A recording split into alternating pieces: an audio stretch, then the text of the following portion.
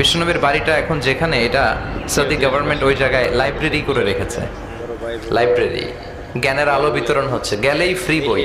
ফ্রান্সের মানুষ ফ্রেঞ্চ ভাষায় ট্রান্সলেট করা কোরআনের অনুবাদ, বাঙালি বাংলা ভাষায়, ইন্ডিয়ান হিন্দি ভাষায়, কেরালা ভাষায়, মান্ডারিন, ইংরেজিতে তো আছেই।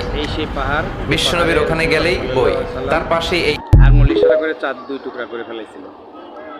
এই সেই পাহাড়, এইটাই সেই বাড়ি, আল্লাহ রাসূলের বাড়ি। এই চারপাশটা একটু দেখাই আপনাদের। এটার সাথে আব্দুল্লাহ বিন সালমান, এটা তার বাড়ি। আর এটা হলো আবু জেহেলের বাড়ি। এই যে ছোট একতলা বাড়িটা দেখা যায়, এটা হলো আবু জেহেলের এক বাড়ি ছিল একসময়, এখন হাম্মাম হয়েছে। এখন আর কি মানুষ প্রসাব করে, টয়লেট করে, এটাই আবু জেহেলের বাড়ি ছিল। যাই হোক, আপনাদের জন্য এত সুন্দর সুন্দর ভিডিও করে পাঠাই, আপনারা তো লাইক করেন না, শেয়ারও করেন না, কমেন্টও করেন না। একটু এই ছোট ভাই অধমের জন্যে একটু লাইক কমেন্ট শেয়ারটা করেন।